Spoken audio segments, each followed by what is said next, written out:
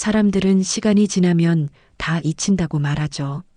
세월이 흐르면 마음도 흐르고 지나간 일들은 마치 먼지처럼 쌓였다가 어느 날 바람 한 번에 툭 날아가 버린다고. 저도 그렇게 믿었어요. 믿고 싶었고 그게 맞는 줄 알았죠. 근데요, 그날 그 편지 한 장을 보는 순간 심장이 딱 멈췄어요. 숨을 쉬는 것도 있고 손끝이 바들바들 떨리기 시작했죠. 그날은 이사 준비를 하던 날이었어요. 수십 년을 살아온 집을 떠나기로 마음먹고 짐을 하나씩 정리하고 있었죠. 쓸데없는 물건들은 버리고 사진첩도 찢어버릴까 말까 망설이다가 책장을 정리하는데 그 속에서 한 장의 봉투가 툭 하고 떨어졌어요. 하얀 봉투에 바랜 잉크, 그리고 그 안에 적힌 글씨 하나. 은영에게. 제 이름이었어요. 그런데 그 글씨체는 잊을 수 없었어요. 50년이 넘는 세월이 흘렀지만 그 글씨를 본 순간 그 사람의 얼굴이, 목소리가, 눈빛이 단숨에 밀려들었죠. 그 사람. 최종수. 19에 내가 사랑했던 사람. 말로 다하지 못했던 감정, 두려움에 내뱉지 못했던 고백, 끝내 건네지 못했던 손길. 그 모든 게 담긴 이름. 그 사람은 내가 평생 입 밖으로 꺼내지 않았던 이름이에요. 지우고 싶어서가 아니라 꺼내는 순간 무너질 것 같아서 스스로도 외면했던 이름이죠.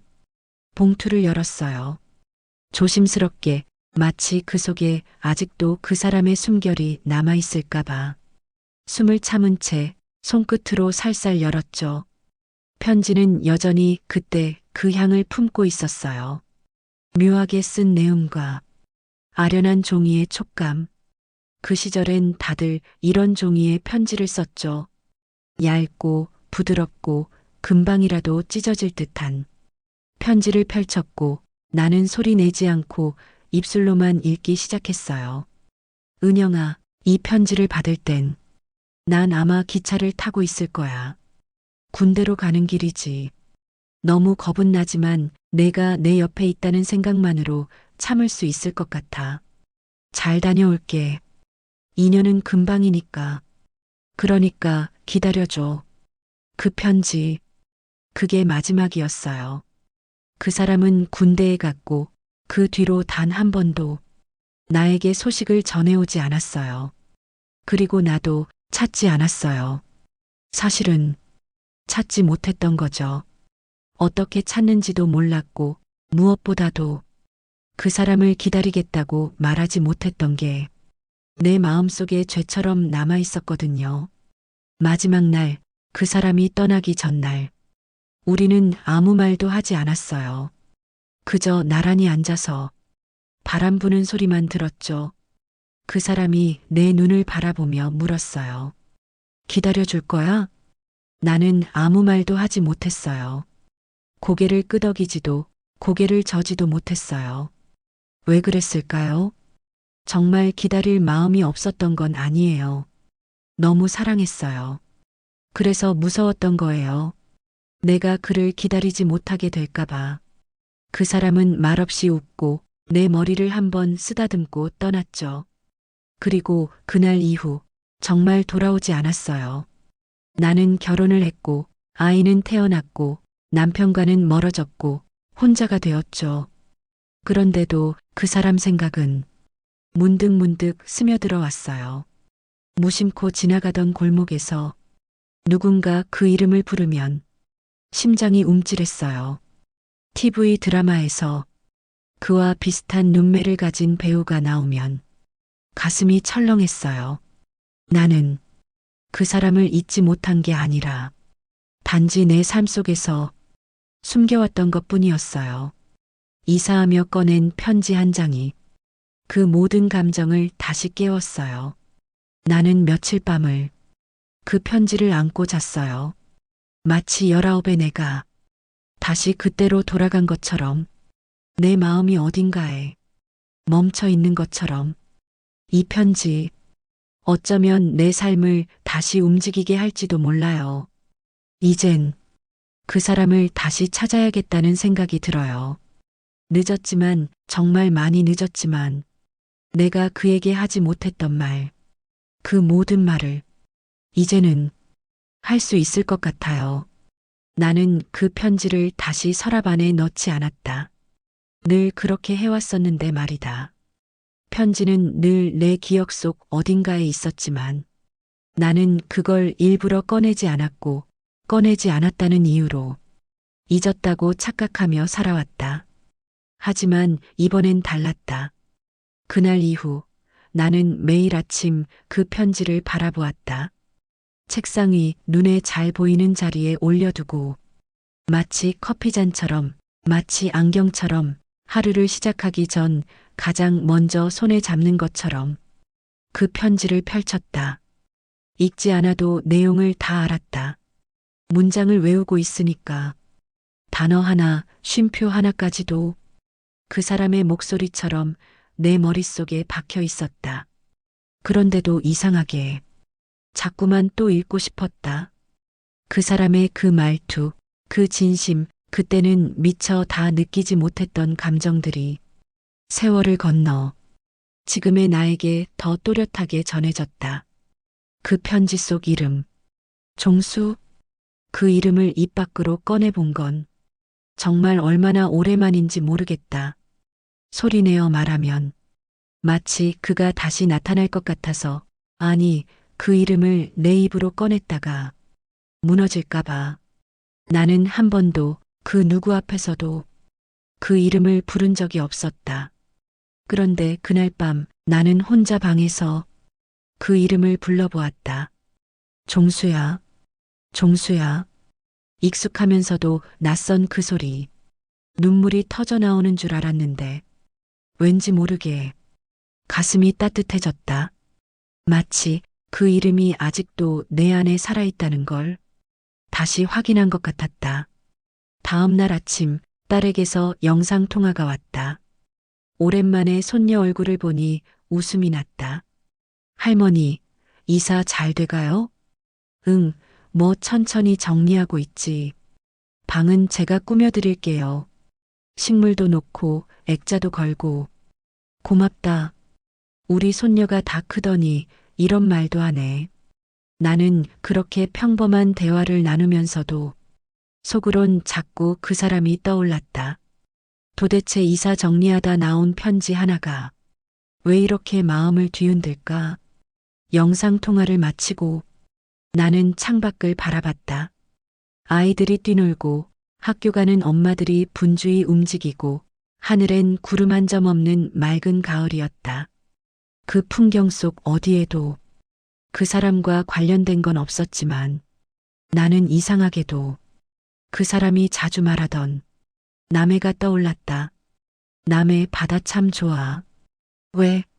바람은 거세지만 바다는 늘 잔잔하거든. 그의 말이 귓가에 울렸다. 남해, 그 사람의 고향, 나에겐 단 한 번도 가본 적 없는 곳. 하지만 내 머릿속에선 그가 그려준 그 바다의 모습이 아주 생생했다. 나는 서랍 속 작은 다이어리를 꺼냈다. 10년 넘게 열어보지 않았던 회색 다이어리. 거기엔 내가 아무도 모르게 적어둔 것들이 있었다. 종수, 생일 3월 15일. 어머니 문옥자 여사. 고등학교 마산상고. 군 입대일 1974년 4월 11일. 주소 경남 남해군 설천면. 숨이 멎는 줄 알았다. 나는 왜 이런 걸 아직도 가지고 있는 걸까? 왜 버리지 않았을까? 왜? 아니, 버릴 수 없었던 거다. 그 사람과 연결된 마지막 끈이 이 다이어리였으니까. 그날 밤 나는 커튼을 치지 않았다.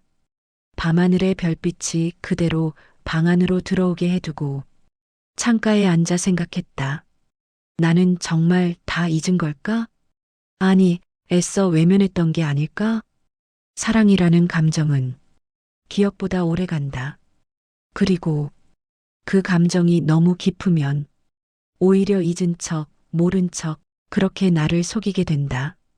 그 사람은 정말 몰랐을까? 내가 그날 아무 말도 하지 않았던 이유를. 그저 무서웠던 거다. 그를 사랑해서, 그를 놓치고 싶지 않아서 말을 아꼈던 거다. 나는 다시 편지를 펼쳐 읽었다. 종수야, 그때 내가 나에게 준 이 말들이 지금에 와서야 비로소 내 마음속에 정확히 도착하고 있어. 시간이 지나서야 보이는 게 있다. 그땐 어려서 몰랐고, 두려워서 피했고, 미련해서 잡지 못했던 감정들이 지금은 너무 명확하게 보인다. 나는 결심했다. 남해로 가야겠다. 그 사람이 거기 있지 않아도, 그가 나를 기억하지 못해도 그곳에 가야겠다. 내가 그렇게 사랑했던 사람의 발자국이 남아있는 그곳에서 나는 그 사람의 이름을 조금 더 크게 불러보고 싶다. 종수야, 너무 늦은 걸까? 하지만 이젠 말하고 싶어. 기다렸어. 그리웠어.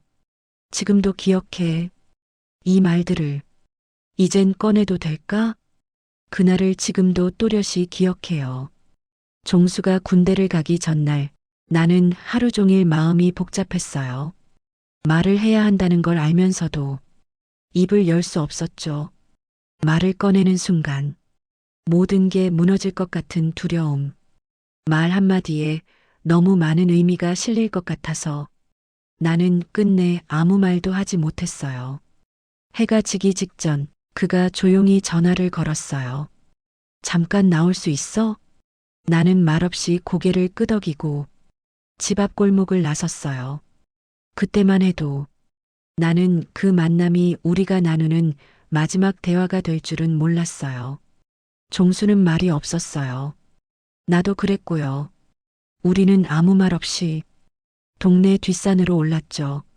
숨이 찰 정도로 가파른 길이었는데 우린 말없이 끝까지 걸었어요. 정상에 다다랐을 때 그가 먼저 입을 열었어요. 은영아, 나 무서워. 그 말에 나는 처음으로 그 사람이 나와 똑같은 마음을 가지고 있다는 걸 느꼈어요. 그 사람도 두려웠던 거예요. 우리의 끝을. 나는 그 사람을 바라봤어요. 입을 열까 말까? 그 짧은 순간에 수십 번도 넘게 마음속에서 말을 꺼냈다가 삼켰어요. 기다릴게. 그 말 하나면 충분했어요. 근데 나는 끝내 아무 말도 하지 못했어요. 고개를 숙였고 작게 웃었어요. 아무 일도 아니라는 듯 그저 익숙한 작별처럼 그렇게 흘려보냈어요. 그 사람은 웃었어요. 슬프게. 그리고는 제 손등을 한번 살짝 잡았다 놓았죠. 내가 아무 말도 안 하니까 오히려 더 서운하다. 그 말이 마지막이었어요. 그 사람은 돌아섰고 내 앞에서 천천히, 아주 천천히 멀어졌어요. 나는 그 자리에 그대로 서 있었어요. 입술을 깨물며 울음을 참으며 발걸음을 떼지 못한 채 멀어지는 뒷모습을 바라봤어요. 지금 생각하면 왜 그랬는지 모르겠어요. 왜 그토록 중요한 순간에 아무 말도 하지 않았을까? 두려움 때문이었다고, 어린 마음 때문이었다고 핑계를 대보지만 사실은 내가 그 사람의 마음을 온전히 믿지 못했던 거예요. 내가 먼저 다가갔다가 거절당할까봐, 상처받을까봐 마음을 닫아버린 거죠. 그 후로 그 사람은 떠났고 나는 혼자 남았어요. 처음에는 기다렸어요. 편지가 오길, 소식이 오길, 매일 우체통을 열어보곤 했죠. 하지만 그 편지 한 통 이후로 그는 아무런 연락도 없었어요. 어느 날 그의 가족이 이사를 갔다는 이야기를 들었어요. 그도 군 생활 중 크게 다쳤다는 얘기를 누군가의 어머니에게 들었고요. 소문이었는지 사실이었는지 확인할 길은 없었지만 그게 전부였어요. 그리고 나는 조용히, 아주 조용히 그 사람을 마음속 깊은 곳으로 밀어넣었어요. 시간이 흘러 나는 다른 사람과 결혼했어요. 사랑이라고 말했지만 사실은 그 사람을 잊기 위해 나를 설득한 결혼이었어요. 아이를 낳고 엄마가 되고 아내가 되고 어느 순간 나는 은영이 아니라 누군가의 엄마, 아내, 며느리로만 존재했어요. 하지만 그 속에서도 가끔씩 그 사람이 떠올랐어요. 누군가 내게 은영아 하고 불렀을 때 그 이름이 그렇게도 애틋하게 들린 건 그 사람이 그렇게 불러줬던 기억 때문이겠죠. 밤에 혼자 누워 있을 때 문득 떠오르는 그 사람의 눈빛, 웃음, 그리고 내가 끝내 하지 못했던 말들. 기다릴게요. 걱정 말아요. 사랑해요. 이 단어들이 내 가슴 속에서만 맴돌았어요. 그 말을 꺼냈더라면 무엇이 달라졌을까요? 우린 지금 함께였을까요? 그 사람은 내 옆에 있었을까요? 아니면 그래도 각자의 길을 걸었을까요? 그건 아무도 모르죠. 하지만 분명한 건 나는 그 말들을 꺼내지 않은 채 평생을 살아왔고 그게 지금의 나를 만들었다는 거예요. 이제는 말할 수 있을까요? 지금이라면 늦었지만 그때 하지 못했던 그 말들을 입 밖으로 꺼낼 수 있을까요? 종수야, 나 정말 기다릴 마음이 있었어. 그냥 그때는 그 말이 너무 무서웠어. 내가 내 앞에서 한없이 작아질까봐.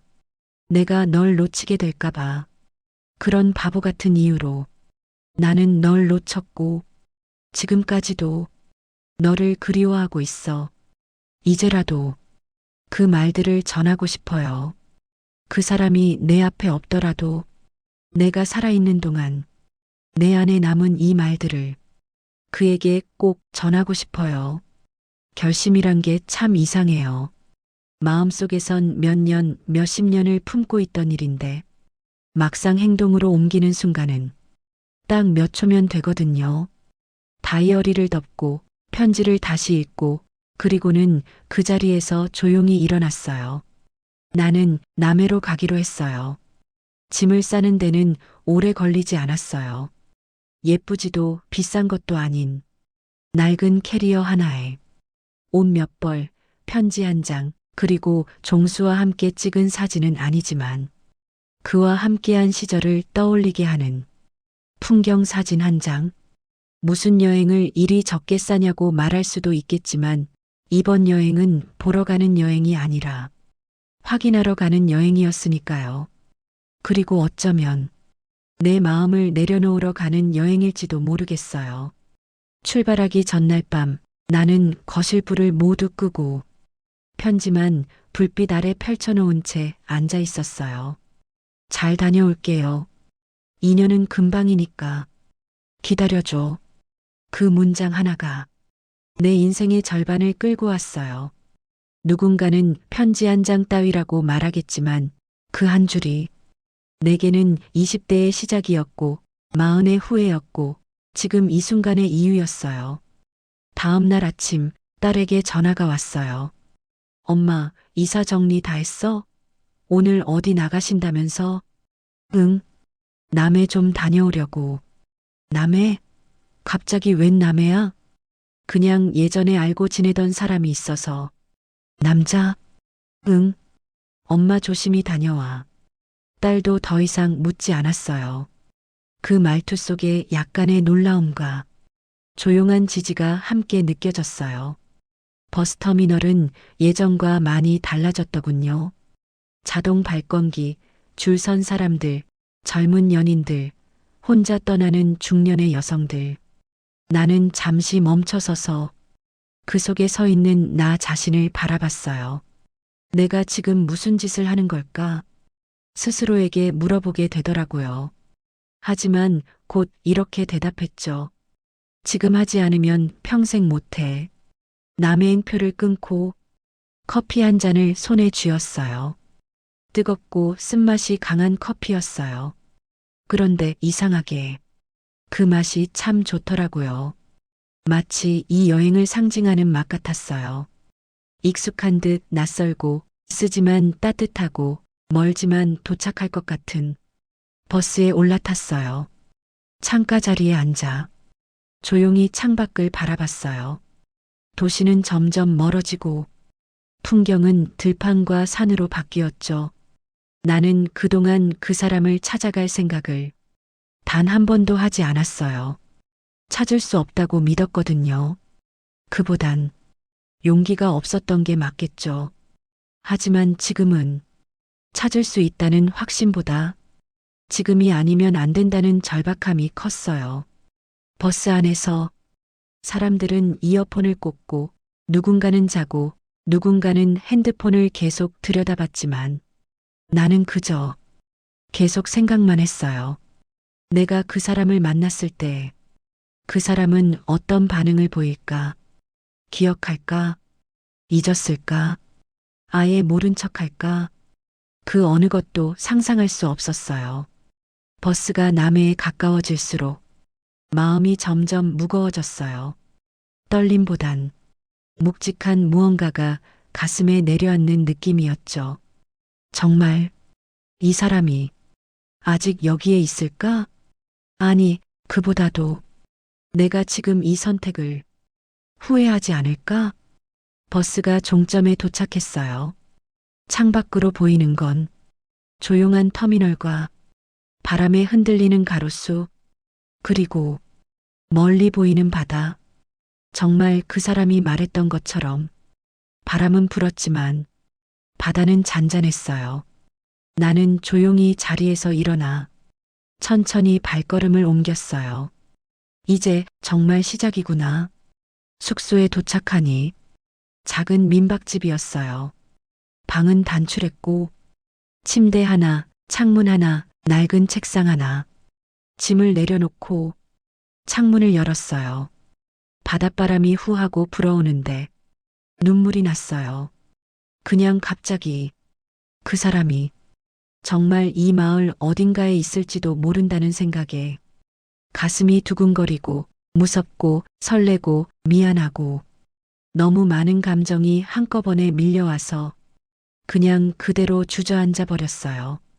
나는 지금 한 사람을 찾으러 온 게 아니라 내 과거의 나를 다시 마주하러 온 것 같았어요.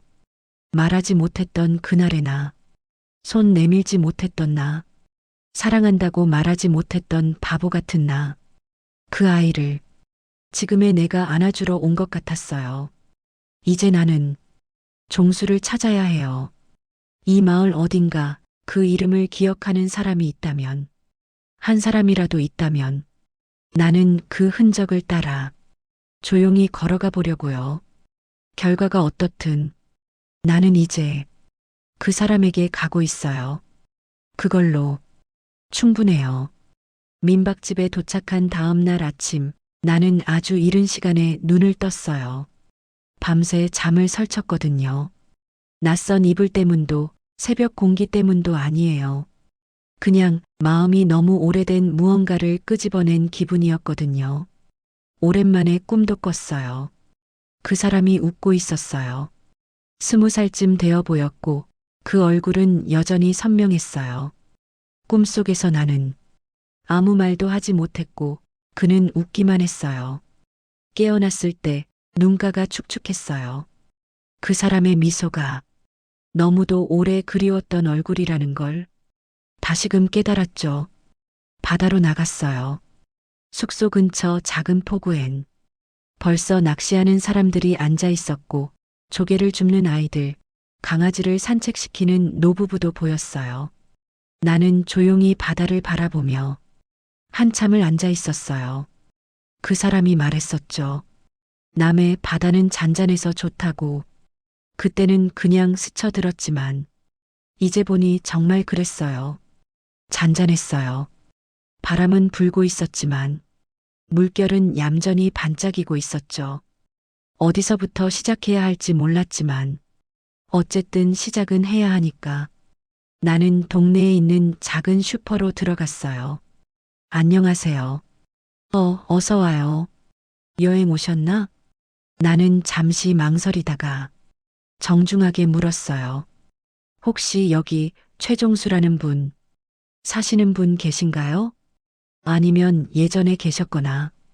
할머니는 눈을 찌푸리며 생각했어요.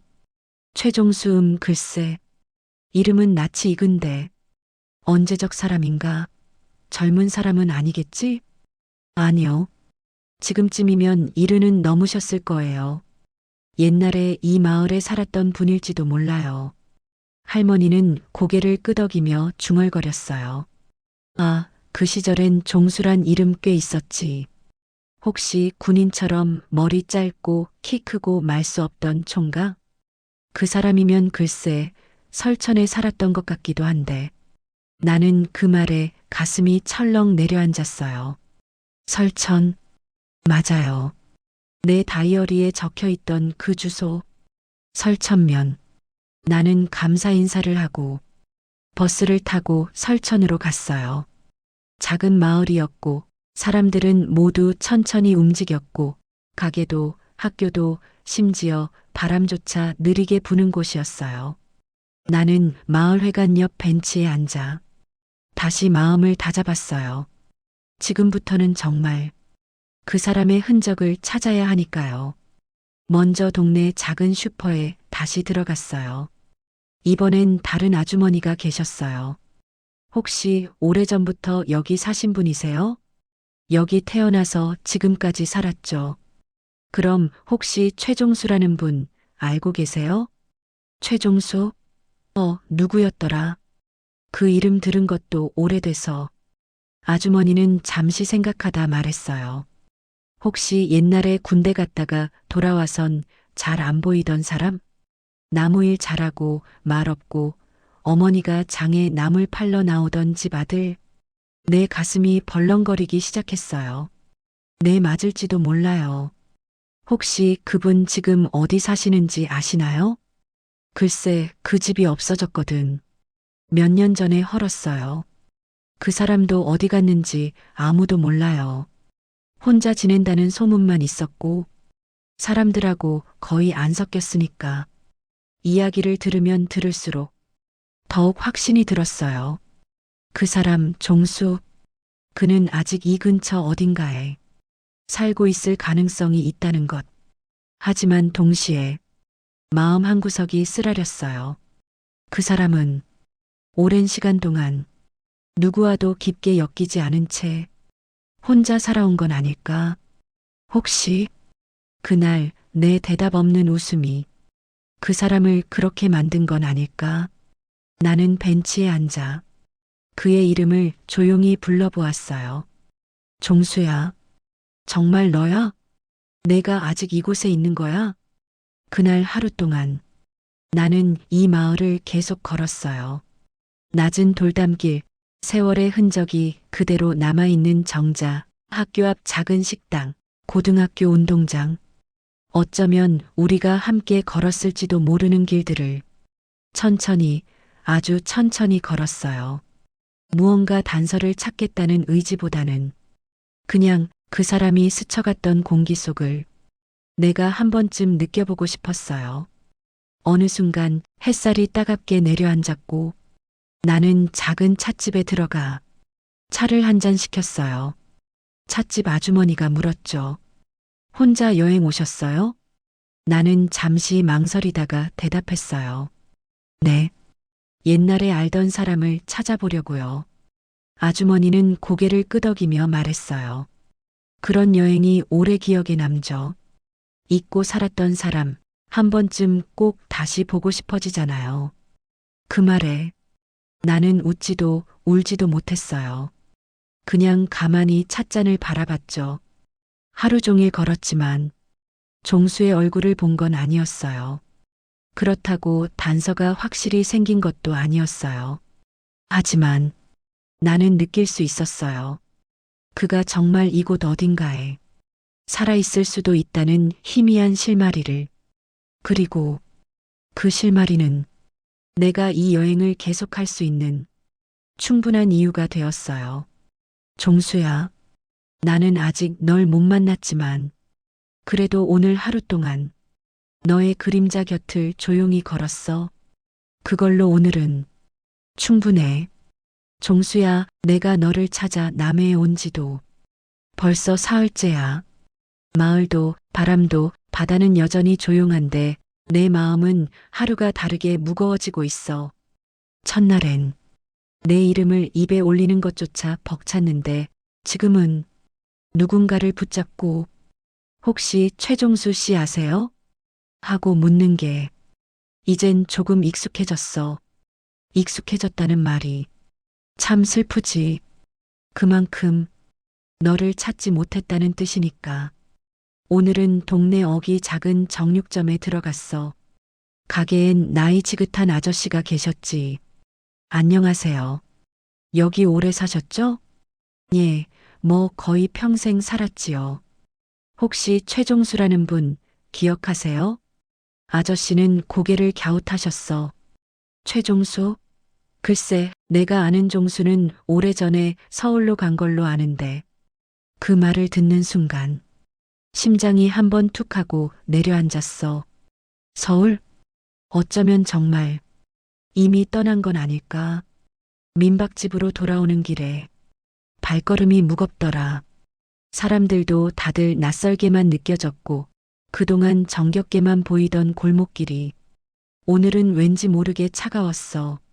어디에도 단서가 없다는 생각이 가슴을 조여왔고 그럼에도 발을 멈출 수 없다는 게 더 큰 고통이었어.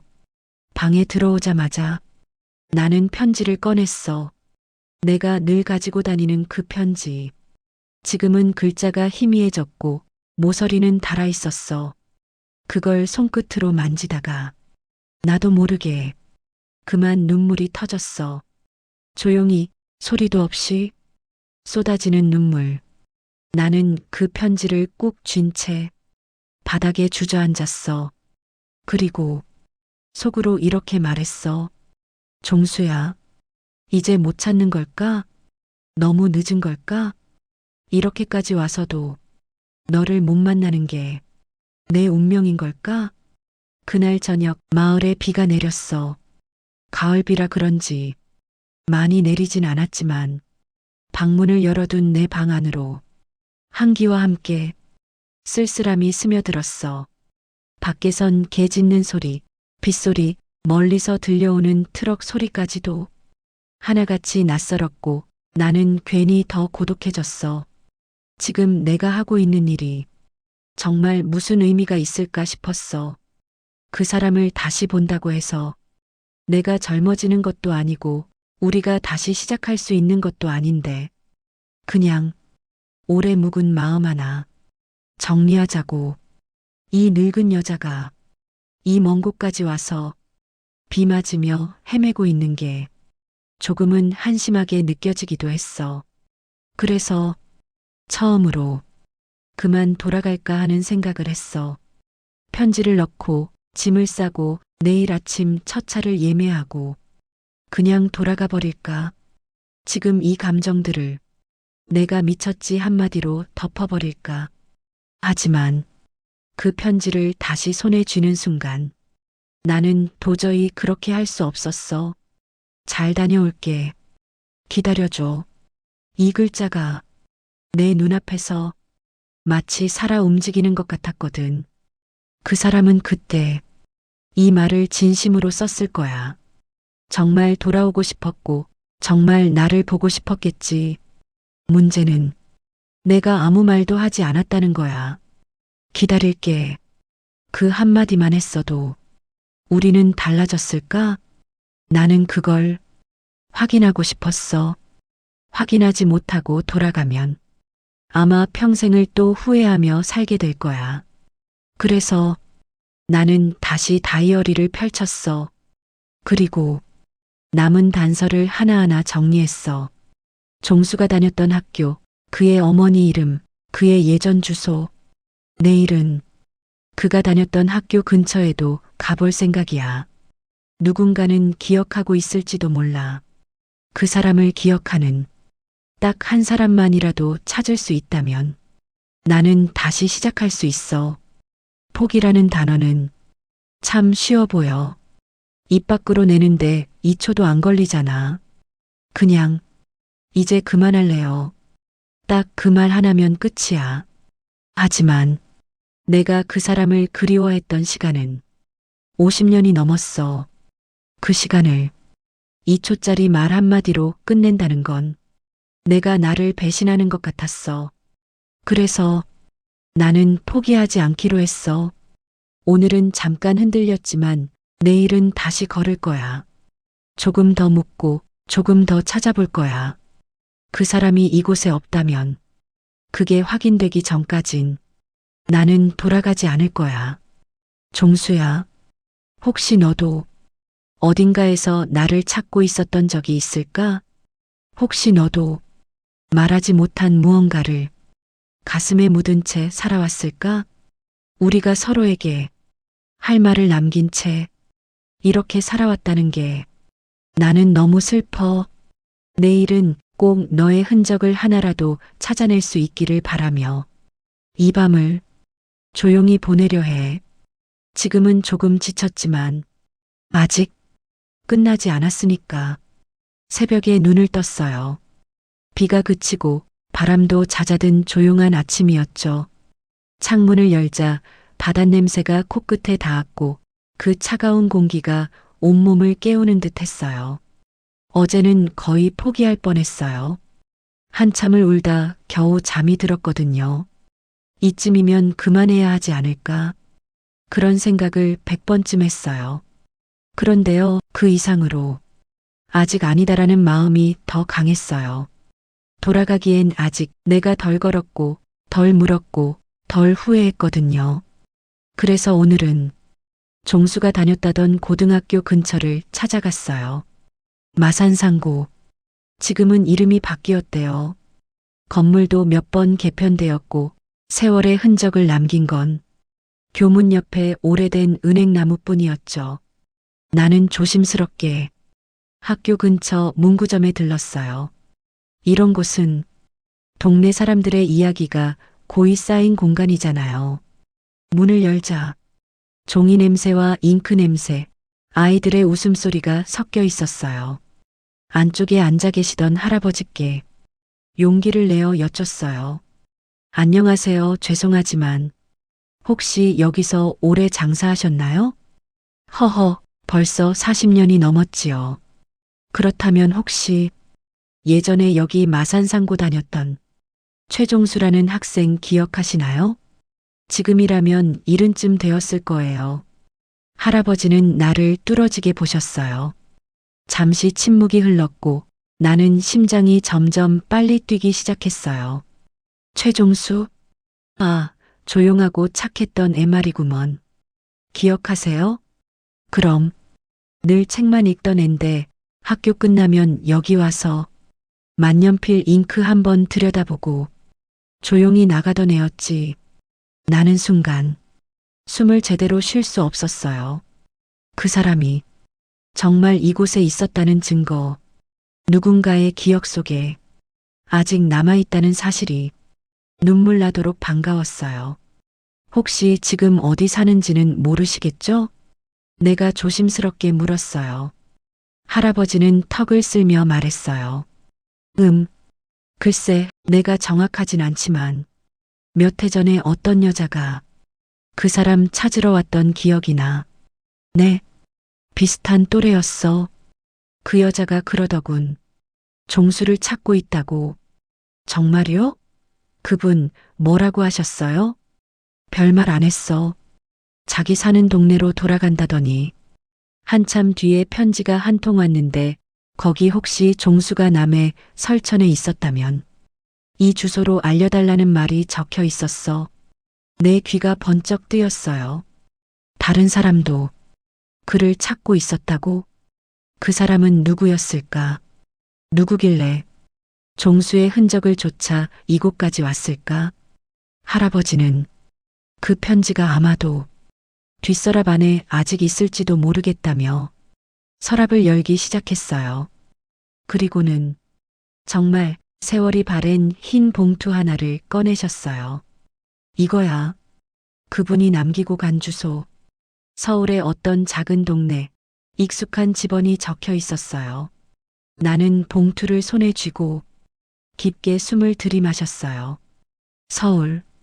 그가 정말 그곳에 있는 걸까? 아니면 그 주소는 그냥 지나간 인연의 또 다른 흔적일까? 그건 아직 알 수 없지만 분명한 건 어디에도 없다고 믿었던 사람의 실마리가 다시 나타났다는 거였어요. 그날 저녁 나는 민박집으로 돌아와 한참을 가만히 앉아 있었어요. 책상 위엔 종수의 편지, 그리고 방금 받은 주소가 나란히 놓여 있었죠. 50년 전의 글자와 지금의 주소, 이 둘이 지금 이 순간 같은 책상 위에서 내 앞에 있다는 게 참 기이했어요. 시간이 한 겹 더 겹쳐져 내 삶의 점들이 연결되기 시작하는 느낌이랄까요? 이제 나는 다시 발길을 돌려야 해요. 남해에서 찾지 못한 종수의 흔적을 서울에서 이어가야 해요. 그리고 그 여자의 정체도 그 주소의 의미도 이제 직접 확인해야겠어요. 포기하지 않았기에 이 작은 조각 하나라도 내 손에 들어온 거니까요. 종수야, 이제 나 조금 더 너에게 가까워진 것 같아. 너를 찾는 여정이 이제 조금씩 모양을 갖춰가고 있어. 혹시 너도 내 생각한 적 있을까? 그 편지 속에 있던 진심처럼 나도 지금 그 마음을 꺼내고 있어. 이제 남은 건 직접 만나는 일. 길은 다시 이어졌어요. 처음으로 희망이라는 말을 조심스럽게 마음에 담아봤어요. 나는 다시 떠날 거예요. 이번엔 조금 더 구체적으로, 조금 더 가까이에서 너를 찾아볼 거예요. 그 이름 최종수. 지금도 이 가을 어딘가에서 내가 불러주길 기다리고 있는 것 같거든요. 버스터미널 플랫폼 끝에 혼자 앉아 있었어요. 남해에서 서울까지 꼬박 4시간 반. 나는 그 시간 동안 단 한숨도 자지 못했어요. 마음이 너무 복잡해서 창밖 풍경도 제대로 보이지 않았고 이어폰을 꽂았지만 아무 노래도 들리지 않았어요. 서울로 간다. 이 말이 그토록 멀게 느껴질 줄 몰랐어요.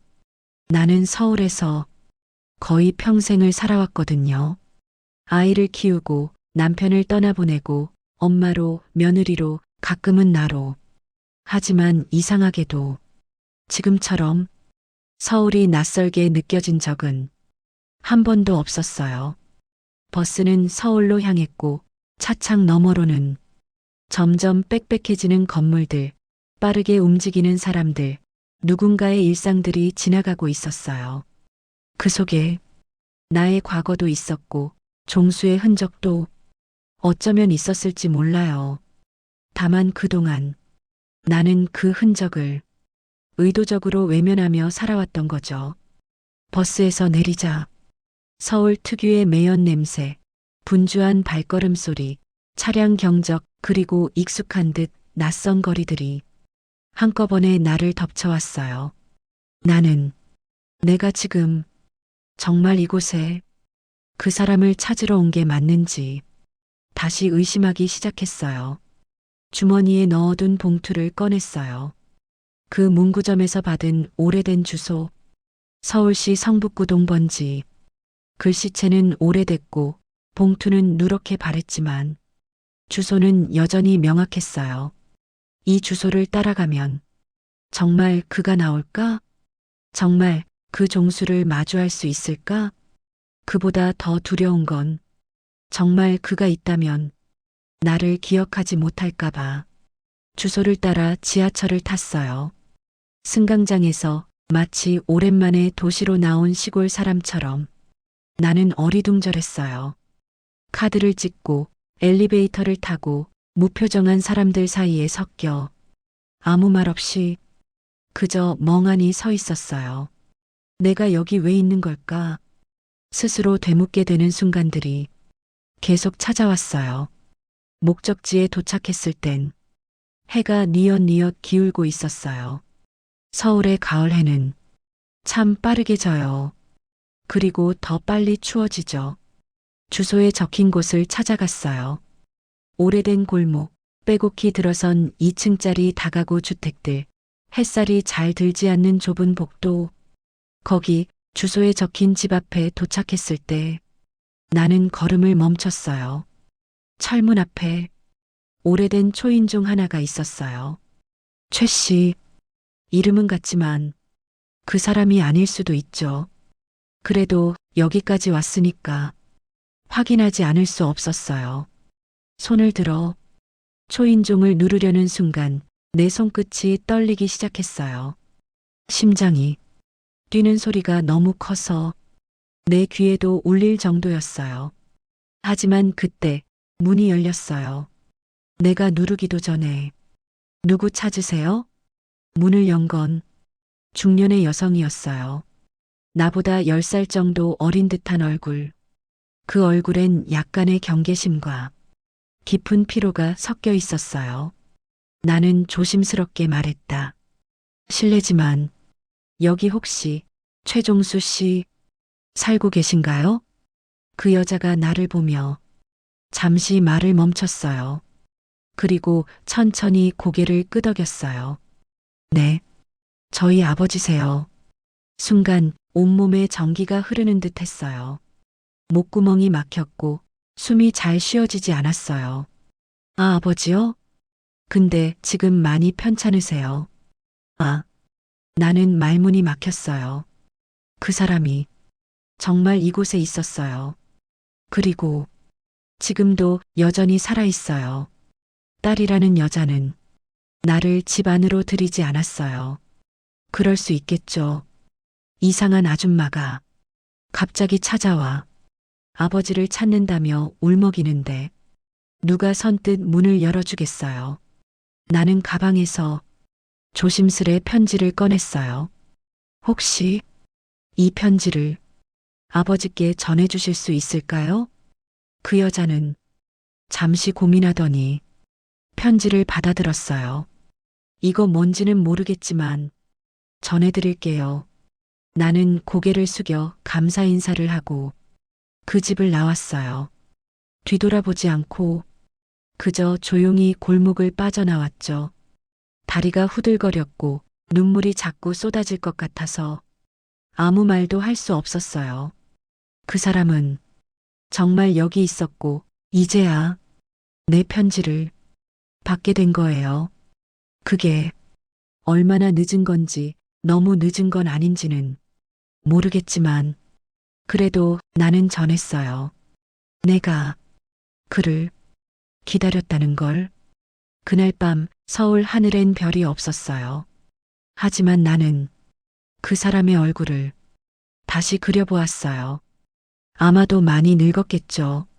주름이 늘고 기억도 흐려졌겠지만 내 기억 속의 그는 여전히 그날 저녁 산꼭대기에서 나를 조용히 바라보던 그 눈빛을 간직하고 있어요. 종수야, 너에게 닿은 걸까? 내 이 마음이. 비록 너를 직접 보진 못했지만 너와의 거리는 이제 마음 하나 차이예요. 어쩌면 내일이 되면 너도 나를 떠올릴 수 있을지 몰라요. 이제 다음은 너의 차례야. 전화벨이 울린 건 서울에 돌아온 지 사흘째 되던 날 오후였어요. 낯선 번호였고 망설임 없이 받기엔 심장이 너무 떨렸어요. 벨이 한 번, 두 번, 세 번 울리는 동안 나는 그 번호 너머에 그가 있을 수도 있다는 생각만으로도 숨이 가빠졌어요. 여보세요. 낮고 조용한 남자의 목소리. 느리지만 또렷했고 나직하지만 분명했어요. 그리고 나는 그 첫 마디만 듣고도 알 수 있었어요. 그 사람이라는 걸. 종수였어요. 은영이냐? 그 짧은 한마디에 내 안의 모든 시간들이 무너져 내렸어요. 단 한 번 내 이름을 부르는 그의 음성, 반백년의 침묵을 찢고 나온 그 한 줄기 소리가 내 마음을 송두리째 흔들었어요. 응, 종수야. 나야. 순간 전화기 너머로 숨소리만 들렸어요. 아무 말 없이 조용히 길게 이어지는 침묵. 하지만 그 침묵 속엔 수천 마디 말들이 함께 담겨 있었어요. 보고 싶었다. 왜 기다렸냐? 왜 안 왔냐? 왜 늦었냐? 그래도 고맙다. 모든 감정이 그 몇 초 안에 서로의 마음을 지나갔어요. 그 편지 받았어. 그래. 그 편지. 그게 내가 썼던 거지? 응. 예전 그 편지 그대로 가지고 있었어. 그는 한참을 말없이 있었어요. 그리고 다시 천천히 말했어요. 내가 기다리고 있었을 줄 몰랐어. 나는 차마 기다렸다고 단정 지을 수 없었어요. 기다림이라기보다는 마음속에서 내내 그 자리에 있었던 사람, 아무것도 하지 않았지만 결코 잊지도 못했던 사람. 사실은 나도 잘 모르겠어. 그게 기다림이었는지 그냥 내 안에 머물러 있던 건지. 그는 조용히 숨을 내쉬었어요. 그 숨소리가 마치 바람 같았어요. 남해에서 들었던 그 잔잔한 바람처럼. 오래 많이 아팠어. 몸도 마음도. 미안해. 너무 늦었지. 아니, 그 편지 그거 하나면 돼. 정말? 응. 그거면 충분해. 그는 많은 이야기를 하지 않았어요. 여전히 말수가 적었고 조심스러웠어요. 그런데도 나는 그 모든 조용한 말들이 정말 따뜻했어요. 아무렇지 않게 내 이름을 부르는 그의 목소리, 내가 무슨 말도 하지 않았는데 모두 알고 있다는 듯 조용히 반응하는 그의 숨소리, 50년을 기다려온 대화가 이토록 단순할 수 있다는 게 어쩌면 더 감동적이었어요. 종수야, 우리 언제 한번 볼 수 있을까? 내가 조심스럽게 꺼낸 말. 그는 한참을 말이 없었어요. 그러다 아주 낮게 말했어요. 몸이 많이 안 좋아. 거동도 잘 못해. 그래도 얼굴은 보고 싶어. 그는 침묵으로 대답했어요. 하지만 나는 알았어요. 그가 울고 있었다는 걸. 목소리가 떨렸고 숨이 자꾸 끊겼고 어딘가 가라앉아 있었어요. 우리는 그렇게 15분쯤 통화를 했어요. 별말도 없었어요. 날씨 이야기, 건강 이야기, 그리고 서로 살아왔던 시간의 빈틈들. 하지만 그 15분이 내 인생에 가장 길고 가장 짧은 시간이었어요. 전화를 끊고 나는 오랫동안 가만히 앉아 있었어요. 눈물이 멈추지 않았어요. 말로 표현할 수 없는 감정들이 하나씩 밀려왔고 그저 조용히 그의 이름을 마음속으로 불렀어요. 종수야, 잘 있었구나. 정말 살아 있었구나. 그날 밤 나는 잠이 들지 않았어요. 대신 오래된 편지를 다시 꺼내 읽었어요. 기다려줘. 2년은 금방이니까. 이젠 그 글자가 다르게 읽혔어요. 그가 나를 얼마나 애타게 생각했을지, 그 침묵 뒤에 얼마나 많은 외로움이 있었을지.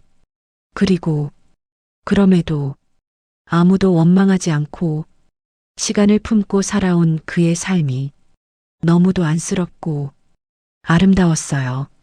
종수야, 너의 목소리를 들었을 때 나는 세상에서 가장 오래된 약속이 지켜졌다는 느낌을 받았어. 그 약속은 말이 아니라 마음으로만 남겨진 거였지만 너도 나도 그걸 잊지 않았다는 게 이제야 증명됐어. 이제 나는 너를 만나러 갈 준비를 해. 몸이 아프다 해도 기억이 조금 흐릿하다 해도 괜찮아.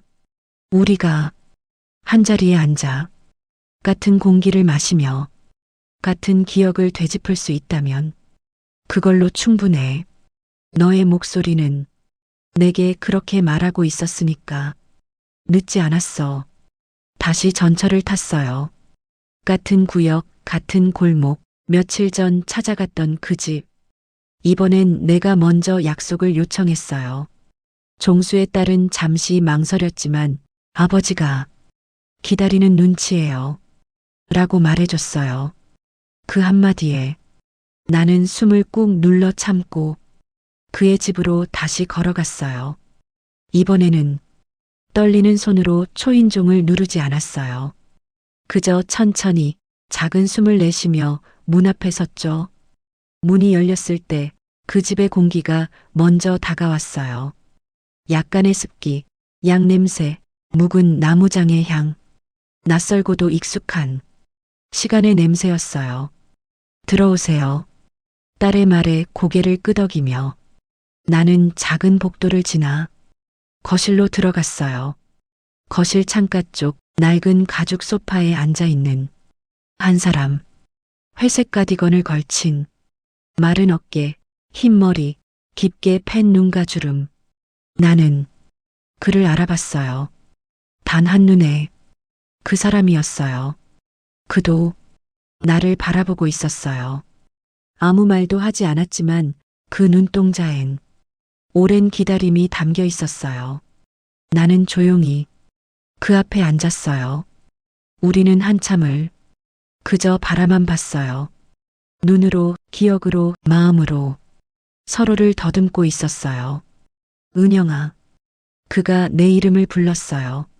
한 음절씩 조심스럽게 꺼내는 목소리. 나는 고개를 끄덕였어요. 말을 꺼낼 수가 없었거든요.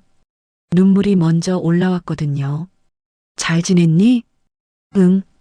그럭저럭. 버텼지. 그는 웃었어요. 아주 작게, 하지만 분명히 웃었어요. 나는 많이 그리웠다. 그 말에 나는 손끝이 떨리는 걸 느꼈어요. 왜 아무 소식도 없었어? 나는 참으려 했지만 그 말이 나왔어요. 그는 고개를 푹 숙였어요. 처음엔 금방 갈 수 있을 줄 알았어. 근데 생각보다 오래 걸렸고 돌아갈 타이밍을 놓쳤지. 왜 편지를 안 보냈어? 그는 나직이 대답했어요. 쓸 자격이 없다고 생각했어. 나는 너에게 아무것도 약속하지 못한 사람이었으니까. 나는 그 말을 듣고도 화를 낼 수 없었어요. 그의 얼굴은 그동안의 시간을 말없이 증명하고 있었어요. 작고 가느다란 손가락, 움켜쥔 담요 위로 보이는 떨림, 그리고 눈가에 맺힌 습기까지. 이 사람도 나처럼 그 오랜 세월을 혼자 견뎠던 거였어요. 그날 밤 기억나? 산꼭대기? 응. 그는 천천히 고개를 끄덕였어요. 나는 너의 그 웃음을 기다린다는 말로 받아들였어. 그렇게 믿고 싶었어. 나는 고개를 떨궜어요. 사실은 무서웠어. 무서웠다고? 응.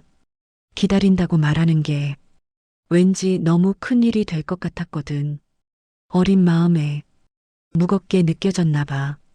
그래도 넌 떠났잖아. 그래. 그리고 내내 후회했어. 종수는 조용히 고개를 끄덕였어요. 그 말이 그에게 용서를 의미했는지 나는 알 수 없었지만 그 순간 우리 사이에 있던 수십 년의 공백이 조금은 메워진 것 같았어요. 그는 작게 웃으며 손을 뻗었어요. 나는 망설이다가 그의 손을 잡았어요. 손등엔 깊은 주름이 있었고 체온은 조금 차가웠어요. 하지만 그 손은 여전히 내 기억 속 그 사람의 것이었어요. 이렇게라도 다시 널 보게 돼서 참 다행이다. 나도 그래. 나는 그의 손을 꼭 쥐고 있었어요. 어쩌면 이게 마지막 일지도 모르니까 그도 그걸 알고 있는 듯 더는 아무 말 없이 가만히 나를 바라봤어요. 오후의 햇살이 거실 창을 가만히 비추고 있었어요. 우리는 말없이 오래도록 그렇게 앉아 있었어요. 말이 필요하지 않았어요. 우리 사이엔 이미 너무 많은 말들이 흘러간 후였으니까요. 종수야, 나는 이제야 그때 못했던 말을 할 수 있을 것 같아. 기다렸어. 진심으로, 조용히. 내 안에 그 말, 이제야 내 입술에서 흘러나와요. 그리고 너도 그 말이 듣고 싶었다는 걸. 알겠어. 너는 여전히 내가 사랑했던 그 사람이야. 다만 시간이 좀 오래 걸렸을 뿐이야. 종수야, 너를 다시 보고 며칠이 흘렀어. 이젠 너의 얼굴이 낯설지 않아. 너의 말투, 숨쉬는 속도, 눈동자의 방향까지 나는 다시 익숙해지고 있어. 근데 너는 예전과는 많이 달라졌어. 당연하지. 우리 이제 70이 넘었는걸. 병이 꽤 깊다는 말. 너의 딸에게 들었을 땐 나는 아무 말도 하지 못했어. 파킨슨이래. 몸이 잘 말을 안 듣는다고. 언제부터였는지도 이젠 기억이 가물가물하다고 했지. 그날 너를 처음 만났을 때 나는 사실 너의 손끝이 떨리는 걸 봤어. 그 손을 너무 꽉 쥐지도 못했고 너무 오래 쥐고 있을 수도 없었지. 내가 내 손을 놓고 싶어서 놓은 게 아니야. 내가 아파 보여서 조심스러웠던 거야. 함께 걷자고 말하고 싶었는데 내가 천천히 일어나며 말했지. 오늘은 그냥 앉아있자. 그래, 그래도 좋았어. 내 옆에 앉아있기만 해도 그게 그렇게 편안했어. 말도 많이 안 했지. 우리 둘 다 그냥 서로의 숨소리를 확인하며 그 시간을 조용히 흘려보냈어. 넌 그동안 괜찮았어? 너는 가끔 그렇게 물어봤지. 응, 잘 지냈어. 그리고 너도 잘 지냈기를 바랐어. 내가 그렇게 말하면 넌 고개를 끄덕이면서 눈을 감았어. 그 눈꺼풀 아래 뭐가 담겨 있었는지 나는 궁금하지 않았어. 어쩌면 그 안에 우리의 시간이 조용히 정리되고 있었을지도 몰라. 종수야, 나는 내가 많이 아프다는 걸 알았지만 그래도 믿고 싶었어.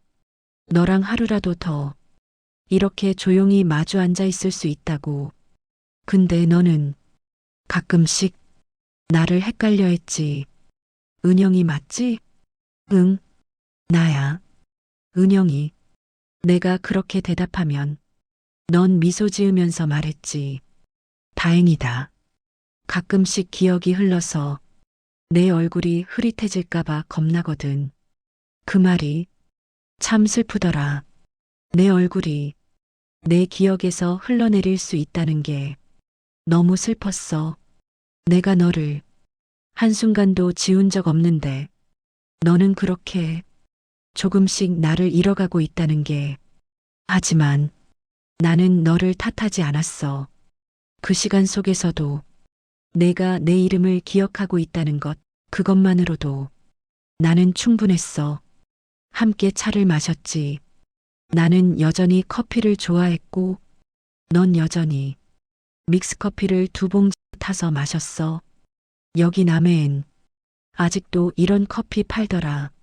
내가 그렇게 말하면 넌 피식 웃었어.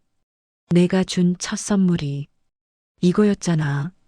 노란 봉지에 갈색 글씨. 기억하고 있었구나. 다행이다. 나는 속으로 그렇게 생각했어. 그 짧은 기억의 문장들이 얼마나 귀한지 너도 알고 있었겠지?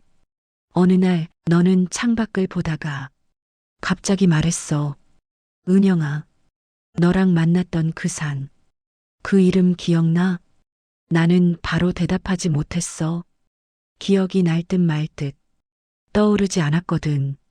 아, 거긴 그냥 뒷산이었지. 이름 있었나? 그 뒷산 말이야.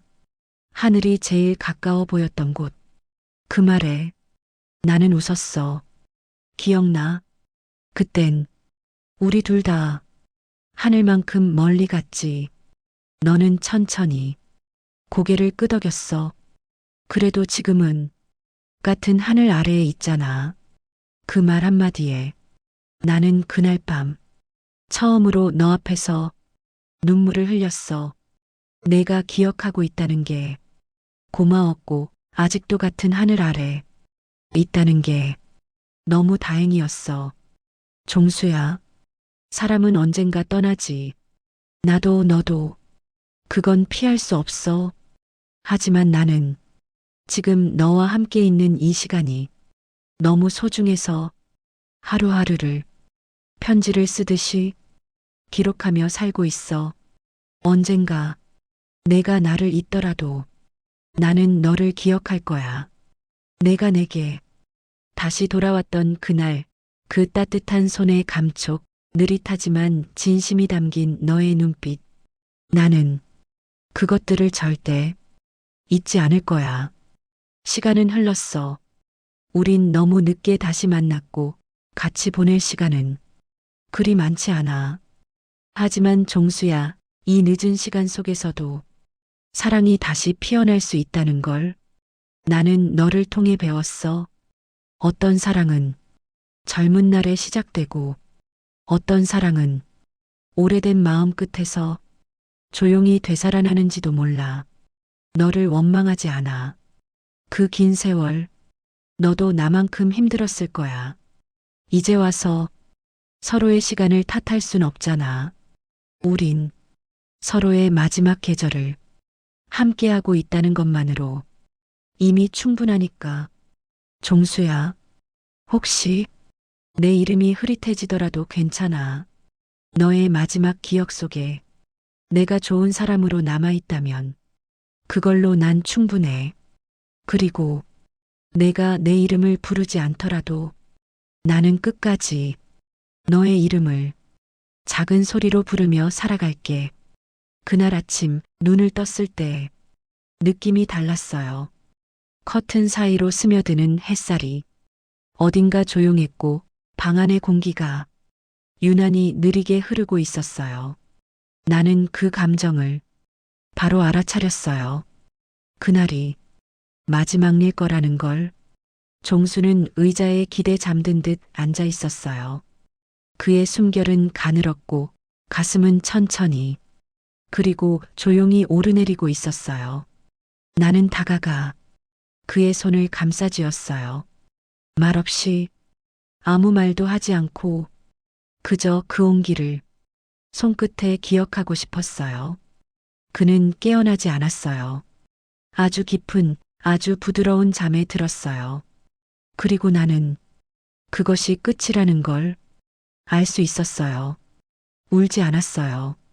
아니, 울 수 없었어요. 너무 평온했거든요.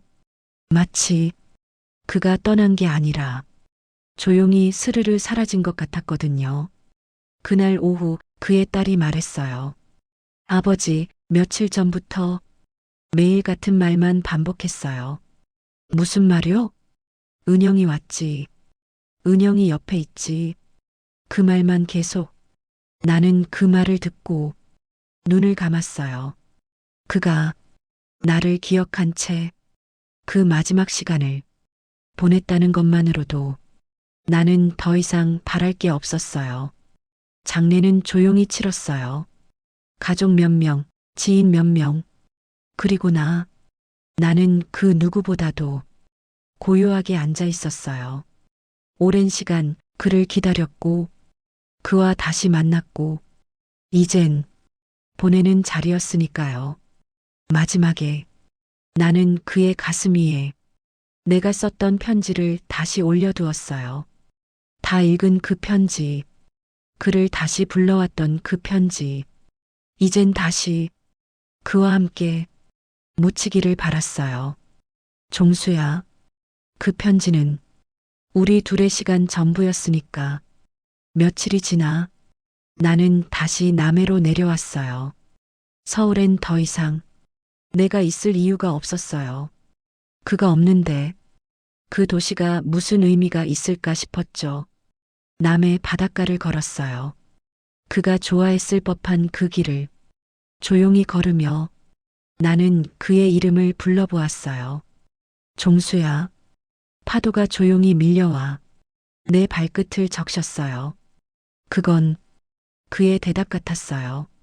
나는 여전히 그를 떠올려요. 아침 햇살을 볼 때, 커피를 내릴 때, 바람이 불 때, 혼자서 길을 걸을 때, 그 모든 순간에 그가 있어요. 놀랍게도 슬프지 않아요. 그저 그립고 따뜻하고 가끔 웃음이 나요. 그가 그렇게 내 안에 살아있으니까요. 사람들은 말하죠. 기억은 언젠가 희미해지고 사랑도 시간이 지나면 사라진다고. 하지만 아니에요. 사랑은 기억보다 오래 남아요. 기억이 흐릿해져도 가슴에 남아있는 그 감정은 사라지지 않아요. 시간이 흘러도 그 사람의 온기, 그 눈빛, 그 말투, 모두가 마음 어딘가에 박혀 있어요. 종수야, 이제는 너를 그리워해도 아프지 않아. 너를 떠올려도 울지 않아. 그만큼 우리가 함께한 시간이 고맙고 행복했고 또 충분했으니까. 누군가가 내게 묻는다면 그 사랑 후회하지 않느냐고. 나는 단호히 말할 수 있어. 아니요. 단 한순간도 후회하지 않아요. 그 사람을 다시 만났고, 그를 다시 사랑했고, 그를 떠나보내며 그 사랑을 완성했으니까. 가을이 오고 있어요. 우리가 처음 만났던 계절. 이젠 그 계절이 올 때마다 너를 다시 떠올리겠지. 그리고 그 생각 속에서 조용히 웃을 수 있겠지. 종수야, 고마워. 마지막까지 나를 기억해줘서. 그리고 이제는 내가 너를 기억할게. 아무도 모르는 곳에서 우리 둘만 아는 이야기를 가슴 깊이 간직하며 살아갈게. 그리움은 사라지지 않지만 이젠 견딜 수 있어. 사랑은 기억보다 오래 남으니까.